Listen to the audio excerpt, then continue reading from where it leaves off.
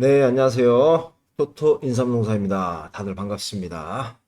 8월 16일 승무패 축구 분석 시작 한번 해보도록 하겠습니다. 오늘로써 3회차 2월이 되죠. 3회차 2월인데 지금 세이브된 금액은 약 22억 원. 이번 주에 1등이 안 나오면서 2월이 됐습니다.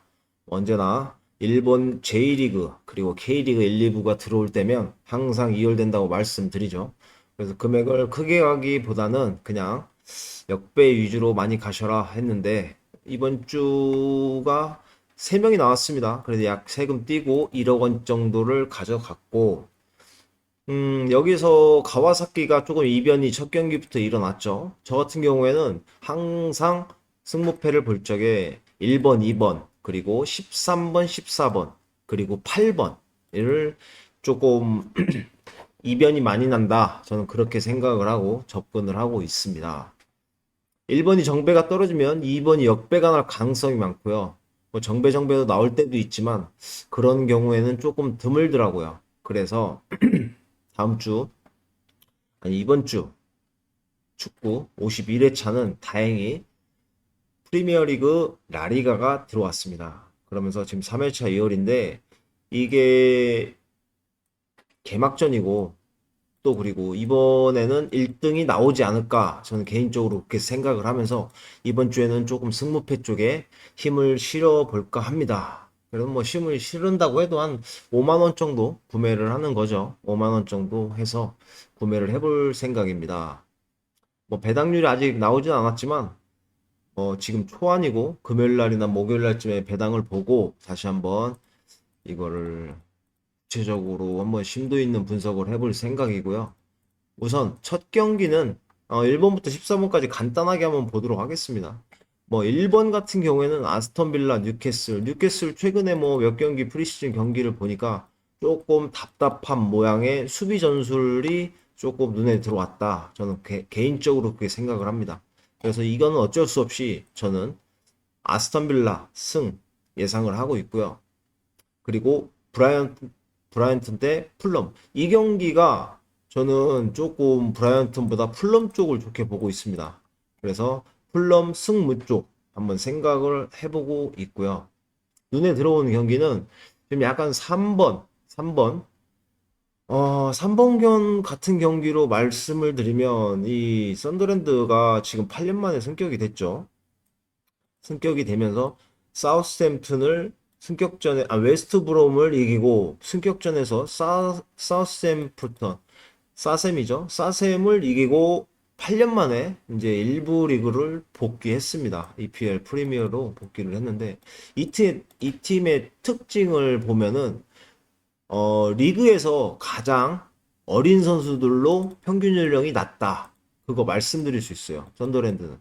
그래서 체력적으로는 굉장히 체력적으로는 좋다. 좋은 상태다. 하지만 뒷공간을 많이 열어주죠. 이제 어린 선수들의 주축으로 가다가 보니까 그래서 웬만한 경기는 다득점 경기가 나올 것을 많이 예상을 하고 있습니다. 저는 웨스트햄도 특히나 이 빠른 빌드업으로 해서 공격 축구를 지향하는 팀이고 이 경기 만약에 뭐 간다고 하면 오바 경기 난 좋을 것 같다고 생각이 듭니다. 근데 뒷공간이 열려서 굉장히 공격적으로 썬더랜드가 나올 거라 생각해요. 이 감독 브리스 감독이 유소년 팀을 이제 빌드업 시켜서 처음부터 키워서 성장해온 팀이라고 보시면 됩니다. 그래서 탄탄한 이제 조직력보다도 젊은 층으로 선수를 이뤄져 있다. 그 정도 알 것 같고 웨스트햄을 조금 더 좋게 봐야 되지 않나. 무승부 경기는 안 나올 것 같고요. 웨스트햄 웨스트햄이 조금 그래도 다득점을 할 것 같다. 저는 개인적으로 그렇게 생각을 하고 있습니다. 썬더랜드 홈에서 강한데 웨스트햄이 이제 첫 경기부터 어떤 모습을 보여줄지 조금 기대가 되는 경기이면서 저는 3번 경기 웨스트햄 승 쪽으로 한번 보도록 하겠습니다. 4번 토트넘 대 번리. 이 토트넘이 뮌헨하고 경기를 할 때 그거 보니까 토트넘이 정말 좋지 않은 모습들이 많이 나오더라고요. 어떻게 할 줄 모르는 것 같아요. 지금 뭐 빌드업 자체도 안 될 뿐더러 공격, 전술 뭐 이렇다 할 특징 있게 뭐 유효 슈팅도 없었고 그렇다고 슈팅 숫자가 많은 것도 아니고 점유율도 딸리고 미넨 상대로 조금 많이 고전을 하는 모습을 보였다. 이번에 미넨을 1.5군, 2군이 이제 투입이 되면서 뭐 미넨이 잘하는 건 맞습니다만은 정말 뒷공간 열려주고 뭐 케인이 페널티킥 놓치지 않고 넣었다면 내가 보기엔 뭐 6골, 7골까지 들어갔지 않았을까. 저는 그렇게 생각을 하고 있습니다. 그에 반해 번니는 조금 음 조금 뭐라고 해야 되나? 그 점유율 축구를 한다고 봐야죠.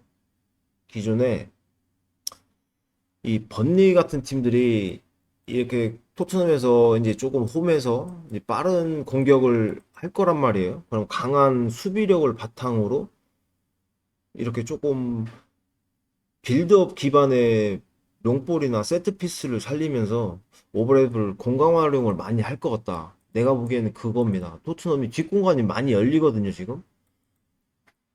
그거를 조금 감독이 눈에 보고 미넨하고 했던 경기를 조금 모니터링 하면서 그거에 대해서 뒷공간 뭐 공간 활용을 하고 뭐 오버랩 하는 거 역습 전환에는 조금 역습 전환에는 조금 약합니다, 번니가. 근데 이 강한 조직력이 있죠, 본인은. 그래서 저는 이 경기 무승부 정도 생각을 하고 있거든요.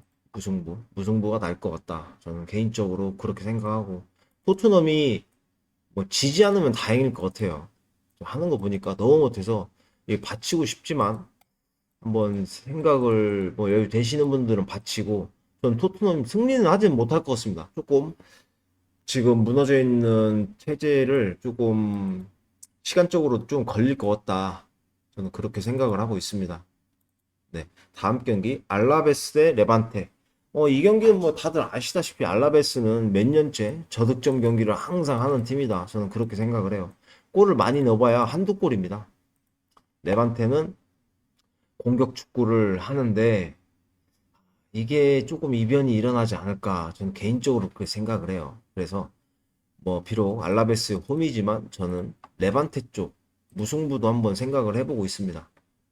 그래서 조금 패 위주로 지금 초반에는 가고 있다. 맨시티는 뭐 이거 눈에 보이는 경기가 6, 7번에 들어왔습니다. 6, 7번에 들어왔어요. 맨시티랑 울버햄튼. 이변이 나면 여기서 조금 이변이 나오지 않을까. 저는 개인적으로 그렇게 생각을 하거든요. 예. 바셀, 야말, 레반도브스키, 레시포드 굉장히 잘하는데 마료카는 홈에서 수비가 세긴 셉니다. 홈팀 첫 경기를 어떻게 할까? 이 경기를 굳이 안 넣어도 되는데 넣었다는 거는 조금 이변이 속출할 가능성이 있다. 전 개인적으로 그렇게 생각해요. 맨시티 경기도 그렇고요. 이거 너무 이쪽으로 맨시티 쪽으로 너무 눈에 보이는 경기거든요. 그래서 이거 6번, 7번 조금 조심할 필요가 있다. 1등을 생각하고 계신 분이라면 이거 정배는 안 나올 것 같습니다. 둘 중에 한 개는 부러지지 않을까. 뭐 이렇게 나올 수도 있고 아니면 이렇게 나올 수도 있고 첫 경기인 만큼 이렇게 나오는 건 조금 희박한가요? 아무도 모르니까 승부패는. 그래서 한번 이거는 뭐 제가 코멘트를 해드리는 것보다 본인들이 판단을 하시는 게 더 좋을 것 같다. 그렇게 생각이 듭니다. 네, 다음 경기 첼시 크리스탈 팰리스. 첼시 대 크리스탈 팰리스는 제가 오늘 이거 첼시가 AC 밀란하고 경기를 하는 걸 봤습니다. 근데 제가 이거 마행까지 들어온다 했었는데 오늘 AC 밀란을 4대 1로 이겼죠. 굉장히 잘한다. 점유율도 앞서고 공격적인 뭐 유효 슈팅도 많았고 슈팅 숫자도 훨씬 많았고요. 그래서 첼시의 폼이 나쁘진 않은 것 같다. 저는 그렇게 생각을 하고 있습니다. 그래서 이 경기 또한 너무 눈에 들어오는 경기인데 크리스탈 팰리스가 항상 느끼지만 수비력이 굉장히 강합니다. 오늘 리버풀하고 경기를 해서 리버풀이 무승부를 났죠. 이게 2대2 슈퍼컵이 첫 경기부터 무승부를 났습니다. 초반에 앞서가다 수비를 페널티킥을 한 개 얻어갖고 했는데 뭐 다 나왔어요. 살라 나오고 다 나왔는데도 조금 고전하는 모습이 보였다. 수비력은 확실히 뭐 볼 점유율도 압도적인 것도 없었고 뭐 슈팅 숫자는 크리스탈 팰리스가 더 많았습니다. 그래서 조금 올 시즌에는 생각보다 상위에 링크될 가능성이 조금 보이는 팀 중에 하나이지 않을까 저는 그렇게 생각을 하고 있습니다. 이 경기 또한 첼시가 지금 앞서고는 있지만 그렇게 크게는 못 이길 것 같고 한 1점 차 승부로 해서 첼시 승을 가는 게 좋을 것 같다. 저는 그런 생각이 들었습니다.